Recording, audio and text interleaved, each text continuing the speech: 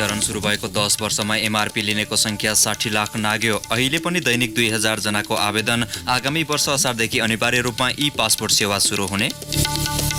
विद्युत खपत कम गर्ने विद्युतीय उपकरण स्वदेशमै उत्पादन गर्न व्यवसायले अर्थमन्त्री खतिवडाको आग्रह।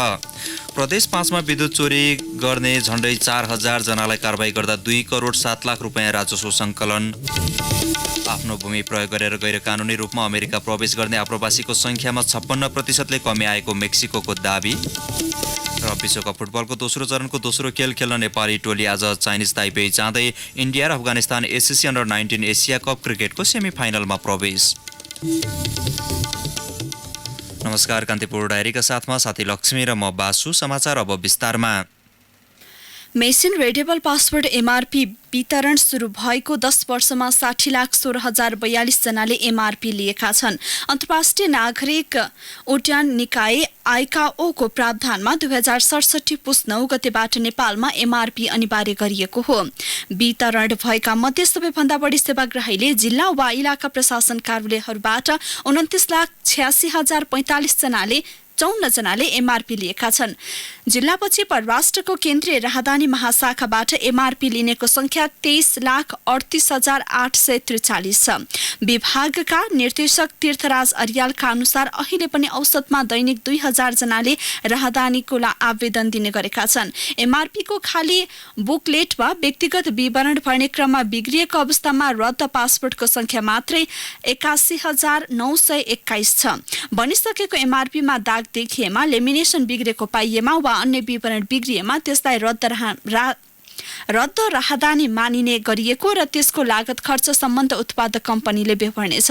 अन्तर्राष्ट्रिय बिडिङमा छानिएर फ्रेन्च कम्पनी ओभरथरले एमआरपी छाप्ने गरेको छ। 2072 मङ्सिर 8 गतेबाट हस्तलिखित पासपोर्ट पूर्ण रूपमा खारेज भएको थियो। सरकारले आगामी वर्ष असारदेखि अनिवार्य रूपमा ई पासपोर्ट सुरु गर्ने भएपछि अहिले छापिएर स्टकमा राखिएका 10 लाख एमआरपी अब 1 वर्षभित्रैमा वितरण र नवीकरण भइसक्नेछ। नेपाल कम्युनिस्ट पार्टी नेकपाका अध्यक्ष पुष्पकमल दाहालले नेपालमा लगानी गर्न चिनिया लगानीकर्तालाई आह्वान गर्नुभएको छ। काठमाडौँ स्थित चिनिया दूतावासले आज बिहान आयोजना गरेको नेपाल चीन व्यापार सम्बन्धी कार्यक्रममा अध्यक्ष दाहालले राजनैतिक स्थायित्व कायम भएसँगै लगानी मैत्री वातावरण बनेको बताउनु भयो। चीन सरकार र चिनिया लगानीकर्ताले नेपालको आर्थिक विकासमा सहयोग गर्ने अपेक्षा आफूहरूले राखेको उहाँको भनाइ थियो। पूर्व प्रधानमन्त्री समेत रहेका दाहालले नेपाल सधैँ एक चीन नीतिमा दृढ रहेको र नेपाली भूमिलाई कुनै पनि अवस्थामा चीनप्रति प्रयोग गर्न नदिने प्रतिबद्धता दोहोर्याउनु भयो। एक चीन नीतिप्रति सधैँ दृढ रहेको र नेपाली भूमिलाई कुनै पनि हालतमा चीनका विरुद्ध प्रयोग गर्न दिइने छैन भन्ने दृढता राख्दै आएको नेपाल अब नेपालको आर्थिक वृद्धिको निम्ति चिनिया जनता र चिनिया सरकारको तर्फबाट तीव्र विकास र सहयोगको अपेक्षा राखेको छ।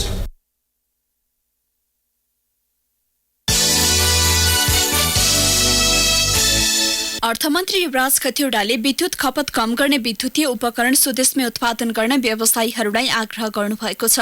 नेपाल विद्युतीय व्यवसाय महासंघको 10औं वार्षिक साधारण सभालाई सम्बोधन गर्दै मन्त्री खतिवडाले विद्युत खपत कम गर्ने उपकरणमा मुलुक आत्मनिर्भर हुनुपर्ने बताउनुभयो। विद्युत खपत कम गर्ने उपकरणहरू नेपालमै उत्पादन भई सरकारले त्यस्ता उद्योगलाई संरक्षण दिने मन्त्री खतिवडाले प्रतिबद्धता जनाउनुभयो। मुलुकलाई सम्पूर्ण आधुनिक ऊर्जामा आत्मनिर्भर बनाउने योजनाका साथ सरकार अघि बढेको मन्त्री खतिवडाले बताउनुभयो।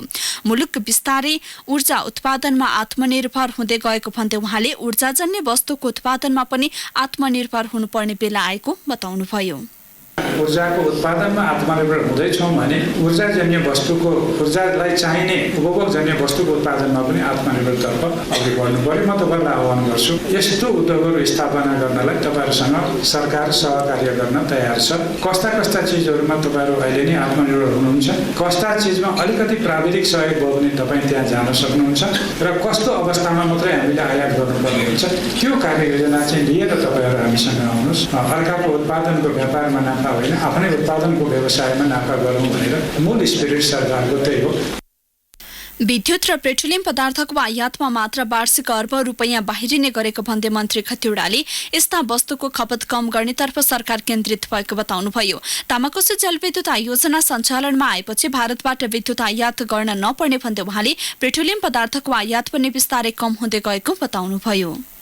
आजभन्दा 20 वर्ष अगाडि प्रति व्यक्ति 50 किलोवाट आवर्स विद्युत खपत हुन्थ्यो भने अहिले 200 नागेको छ। हामी प्रति व्यक्ति विद्युत खपतलाई घटीमा 1500 किलोवाट आवर्स पुर्याउन खोजिरहेका छौँ। अनि विद्युत त खाना खाए जस्तो खाएर त उपभोग हुने होइन होला, उपभोग गर्न त उपकरणै चाहिने होला। ती उपकरणहरू विभिन्न प्रकारका होलान्, घरमा जोडिने कुराहरू होलान्, कार्यालयमा प्रयोग गरिने कुराहरू होलान्। त्यसो हुनाले सबै प्रणालीमा विद्युतीय उपकरणको प्रयोग नबढाइकन विद्युतको खपत 1500-1600 किलोवाट आवर्स पुर्याउन सकिँदैन। मन्त्री खतिवड़ाले एलपी ग्यासको उपभोगलाई छिट्टै प्रतिस्थापन गर्नुपर्ने बताउनुभयो। अहिले एलपीजीको उपभोग स्थिर भएको भन्दै अबको 1-2 वर्षभित्र यसको प्रयोग आधा घटाउने गरी सरकारले रणनीति बनाइरहेको उहाँले बताउनुभयो। एलपीजीको प्रतिस्थापन गर्दै नयाँ विद्युतीय उपकरणको उत्पादनतर्फ अघि बढ्नुपर्ने उहाँको भनाइ थियो। प्रदेश 5 को मुकाम बुटोल र आसपासका क्षेत्रमा विद्युत चुहावट बढेको छ। कम क्षमताको विद्युत एम्पियर राखेर धेरै प्रयोग गर्ने ग्राहक बढेपछि विद्युत प्राधिकरण बुटोल वितरण केन्द्रले अनुगमन र कारबाही तीव्र पारेको छ। बुटोल वितरण केन्द्रले गत आर्थिक वर्षमा 15,000 ग्राहकको विद्युत अनुगमन गरेको थियो। त्यसमा 3,983 जना विद्युत डिमान्ड चुहावट आरोपमा कारबाहीमा परेका छन्। यसबाट 2,07,83,290 रुपियाँ राजस्व सङ्कलन भएको छ। कारबाही पर्नेमा ग्राहस्थ धेरै छन्। प्राधिकरणले ग्राहस्थ, गैर-ग्राहस्थ, व्यापारिक, गैर-व्यापारिक, औद्योगिक, खानेपानी, सिंचाई, मनोरञ्जन, मठ मन्दिर गरी 13 वटा वर्गमा ग्राहकलाई निर्धारण गरेर विद्युत उपलब्ध गराएको छ। ग्राहस्थ वर्गमा 5, 15, 30 र 60 एम्पियरको विद्युत क्षमता वर्गीकरण गरेको छ। प्राधिकरणले विद्युत एम्पियर र त्यसको उपभोगका आधारमा शुल्क लिने गरेको छ। बुटोल वितरण केन्द्रका प्रमुख सञ्जय कुमार मिश्रले यस क्षेत्रमा शुल्कबाट बच्न कम एम्पियरको मिटर राखी धेरै विद्युत उपभोग गर्ने ग्राहक धेरै रहेको बताउनु भयो। अनुगमनमा विद्युत हुकिङ गर्ने 2 जना भेटिएका छन्। उनीहरूबाट 33,753 रुपियाँ असुल गरेको छ। कम क्षमताको मिटर लिएर धेरै उपयोग गर्ने 3 जना कारबाहीमा परेका छन्। उनीहरूबाट 79,698 रुपियाँ राजस्व उठाइएको छ। मासिक करिब 12 करोडको विद्युत बेच्ने बुटोल केन्द्रका 63,161 जना ग्राहक छन्। कान्तिपुर डायरीमा अब ब्रेकको पालो। ब्रेकपछि बाँकी प्रसङ्ग। सर्लाही, रौतहट र महोत्तरीका 300 भन्दा धेरैलाई कपाली तमसुक गरेर मिटर ब्याजमा ऋण प्रवाह गर्दै आएका श्याम प्रदेशी भनिने श्यामकृष्ण शाह अन्ततः पक्राउ परे। उनी हाल सर्लाही स्थित जिल्ला प्रहरीको हिरासतमा छन्। प्रदेशी विरुद्ध जिल्ला अदालतमा मुद्दा दायर गरेर प्रहरीले 1 सातादेखि अनुसन्धान गरिरहेको छ। प्रदेशी पक्राउ परेसँगै मिटर ब्याजमा फसेका ऋणी भने केही आशावादी देखिएका छन्। सर्लाही सहकर्मी ओम प्रकाश ठाकुरको रिपोर्ट। लिएको ऋणको 4 गुणा बढाएर कपाली तमसुक बनाउने, ऋणीले तिरेको ब्याज बुझेको प्रमाण नदिने र उल्टै मुद्दा हालेर ऋणीलाई जेल चलान गराउने साहु श्याम परदेशीका कारण ऋणीहरूको बिल्लीबाट भएको धेरै समय भइसक्यो। परदेशीसँग ऋण लिएका कतिपयको घर जग्गा लिलामी भएको छ त कतिपय जेलमा छन्। कतिपय ऋण तिर्न नसकेर लुकीछिपी बसिरहेका छन्।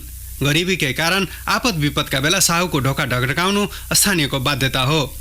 यही बाध्यताको फाइदा उठाउँदै मिटर ब्याजको धन्दामा लागेका श्याम परदेशीले सामाको 4 गुणा बढीको कागज परिवारको कम्तीमा 3 जनाको नाममा ल्याप्चे लगाएर तमसुक बनाउने गरेको पीडित सावित्री कापडको भनाइ छ। दैनिक खातामा उठाएर उसलाई मैले 50,000 पैसा लगिदिएँ। लगेपछि उहाँले मसँग 2.5 लाखको फेरि तमसुक बनाए। अनि यो के को बनाउनु भयो? मैले पैसा तिरेको बनाएको हो त भन्दाखेरि होइन, तिमीहरूको यहाँ हर्जाना अनि के परेर यो 2.5 लाखको तमसुक बन्यो। यस्तै गर्दा गर्दा मैले 1,80,000 रुपियाँ उसलाई तिर्दिएँ। अझसम्म त्यो मान्छेले मलाई 12 लाखको हिसाब देखाइरहेछ। प्रदेशीले बन्दुकको भरमा तमसुक बनाउने, तिरिसकेको रकम पनि बाँकी रहेको भन्दै धम्की दिने गरेका कारण तनाव सहन नसकेर केहीले आत्महत्या नै गरिसकेका छन् भने कतिपय बिरामी अवस्थामा पुगेको बताउँछन् अर्का पीडित सोनफी चौधरी। म जस्तो चाहिँ 20 जना मान्छे, कोही घर छोडेर कोही वीरगञ्ज त कोही हेटौडा त कोही नानघाट त कोही काठमाडौँ बसेर काम गरेर आफ्नो जीवको चलाइरहेछ। अहिले कागज तपाईँको 2.5 लाख, 5 लाख अनि 10 लाख बेग्ला 2.5 लाखमा त मैले आफैले गरेको र 5 लाखमा त बन्दुक देखाएर गराउनु भयो। 10 लाखको कुरो त्यो मलाई थाहा छैन। मिटर ब्याजको पासोमा अल्झिएका ऋणीले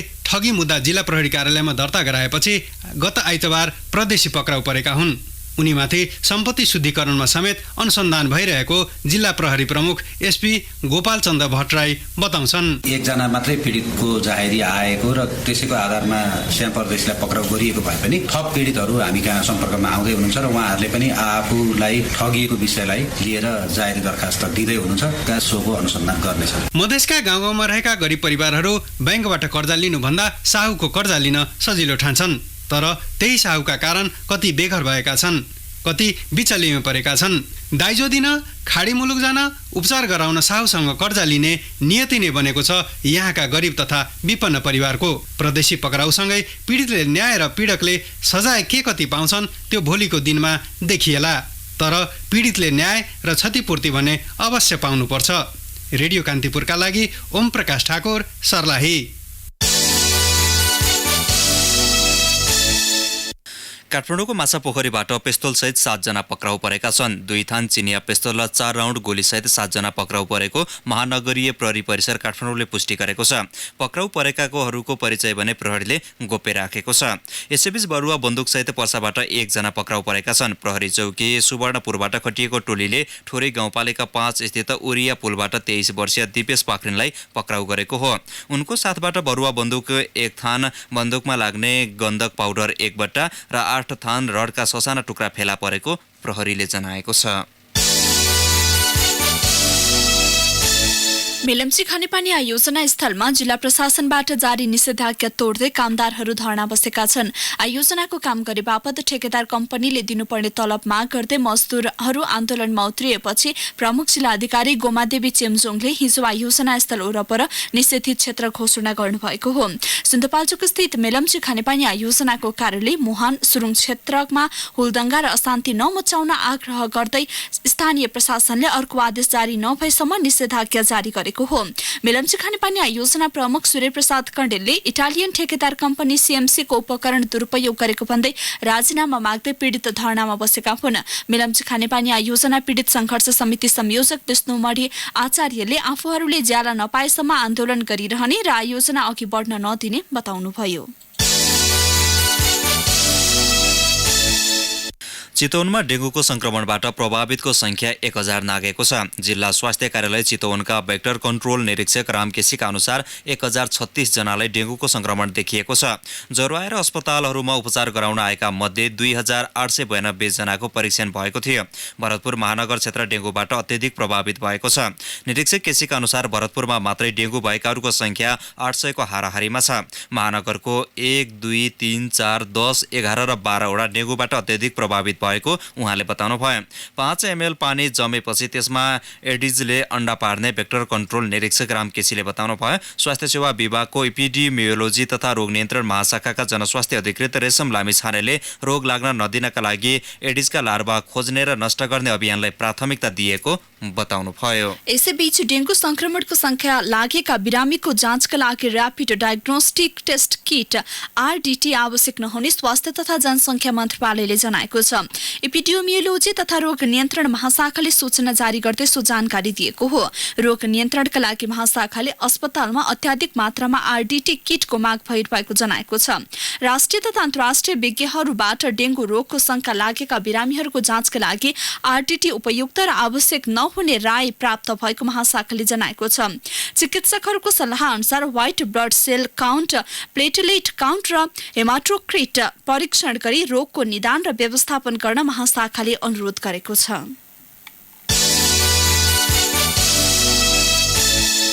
बाँस बोकेर इलामबाट झापा आउँदै गरेको ट्रक दुर्घटना हुँदा 2 जनाको मृत्यु भएको छ। मे 1J2256 नम्बरको ट्रक सडकबाट करिब 50 मिटर तल खस्दा झापा दमकका ध्रुव कार्कीको मृत्यु भएको छ। अर्का 1 जनाको शनाखत हुन बाँकी रहेको इलाका प्रहरी कार्यालय पशुपति नगरका प्रहरी निरीक्षक रमेश राईले जानकारी दिनुभयो। दुर्घटनामा परि घाइते भएका नरेश खड्का र रमेश चौहानको झापाको बिर्ता मोडमा उपचार भइरहेको छ।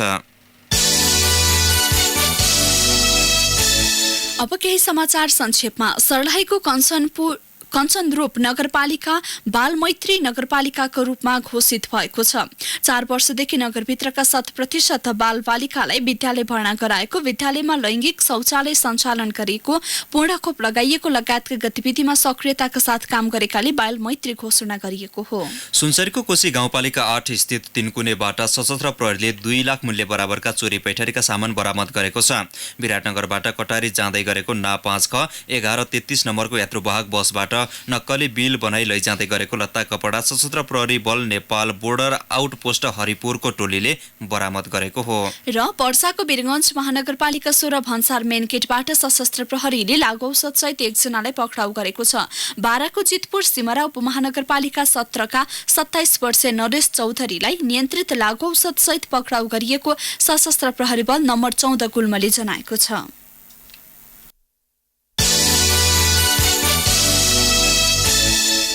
कान्तिपुर डायरीमा अब ओखलढुङ्गा डायरीको पालो। ओखलढुङ्गा डायरीमा कुम्भराज राईको नमस्कार। चर्चा सुरु भएको 35 वर्षपछि ओखलढुङ्गा र खोटाङको सिमानामा बन्ने भनिएको दुधकोशी जलविद्युत आयोजनाको सम्भाव्यता अध्ययन सकिएको छ। सम्भाव्यता अध्ययनको काम सकिएसँगै कुल 635 मेगावाटको जलविद्युत आयोजनाको काम सुरु हुने सम्भावना बढेको हो। डिजाइन अनुसारको काम गर्ने हो भने 7 वर्षमा पूर्वाधार निर्माण सकिने आयोजनाले जनाएको छ। जलाशययुक्त जलविद्युत आयोजना सम्पन्न गर्नलाई 2 खर्ब 20 अर्ब लाग्ने आयोजना प्रमुख वसन्त श्रेष्ठले बताउनुभयो। ओखलढुङ्गाका 1 दर्जन सामुदायिक वनहरूले मछिनोको तेल उत्पादन गरेर राम्रो आमदानी गर्न थालेका छन्। वस्तुभावलाई स्याउला ओछ्याउने काममा प्रयोग हुने मछिनोको तेल उत्पादन गरेर नगद आमदानी गर्न थालेका हुन्। उद्योगबाटै प्रति लिटर 7000ले मछिनोको तेल बिक्री हुने गरेको सृष्टिबुद्ध साझेदारी सुगन्धित तेल उद्योगका सञ्चालक राजेश श्रेष्ठले बताउनुभयो। सबैभन्दा बढी मछिनो तेल उत्पादन खिजीडेम्बा गाउँपालिकामा भइरहेको डिभिजन वन कार्यालयले जनाएको छ।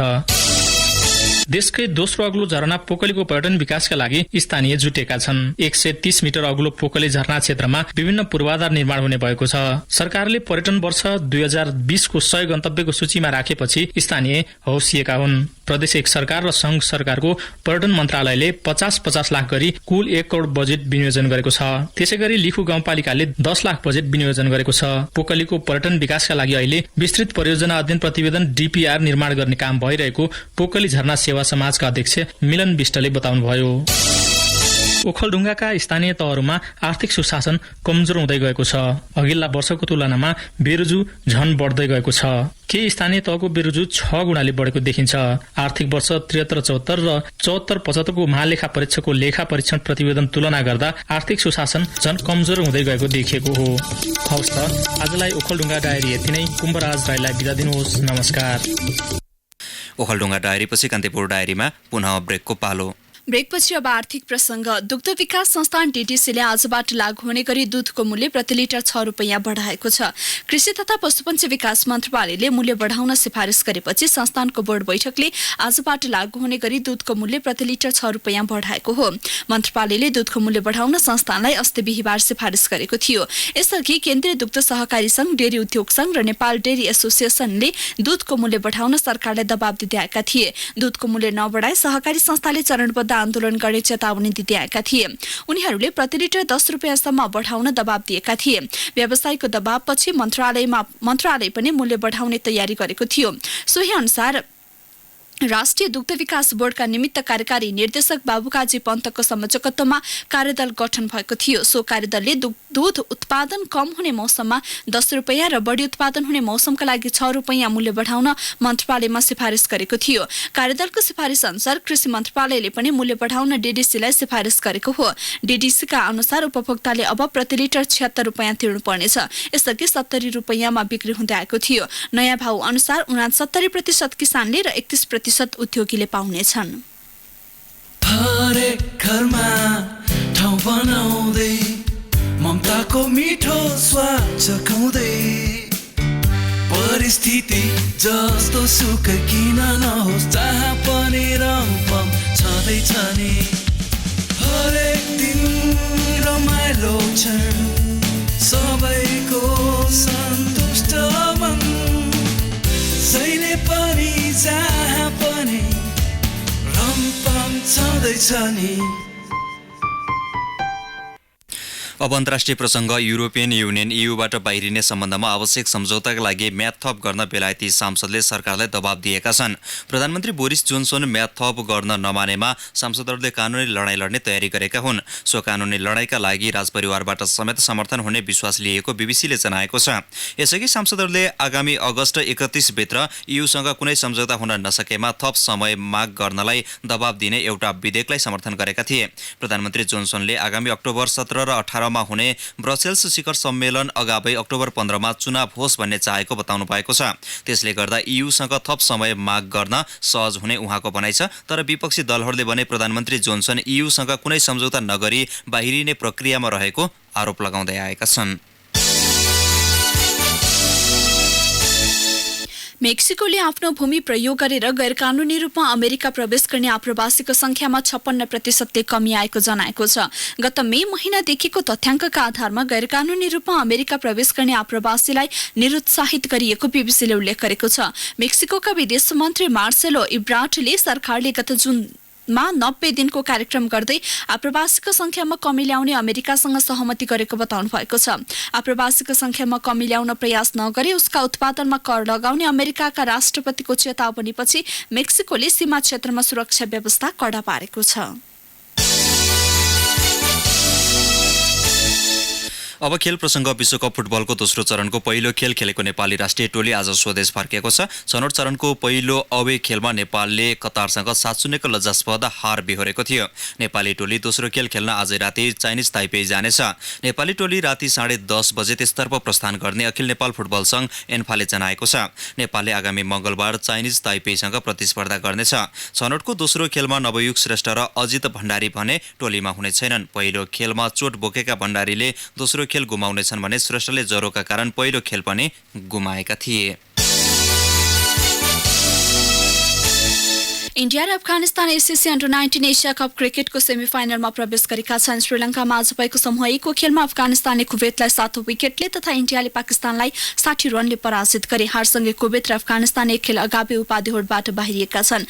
जितसँगै अफगानिस्तान अङ्कतालिकाको पहिलो र इन्डिया दोस्रो स्थानमा उक्लिएका छन्। दुवै खेलमा हार भोगेका कुवेत र पाकिस्तान तेस्रो र चौथो स्थानमा छन्। कोलम्बोमा कुवेतले दिएको 86 रनको जिनो लक्ष्य अफगानिस्तानले 12.5 ओभरमा 3 विकेट गुमाउँदै भेटायो। त्यसअघि ब्याटिङ गरेको कुवेत 27.3 ओभरमा 85 रन जोड्दा अल आउट भयो। समूह A को अर्को खेलमा इन्डियाले दिएको 306 रनको लक्ष्य पछ्याएको पाकिस्तान 46.4 ओभरमा 245 रन जोड्दा अल आउट भयो। त्यसअघि पहिले ब्याटिङ गरेको इन्डियाले निर्धारित 50 ओभरमा 9 विकेटको क्षतिमा 305 रनको योगफल तयार पारेको थियो।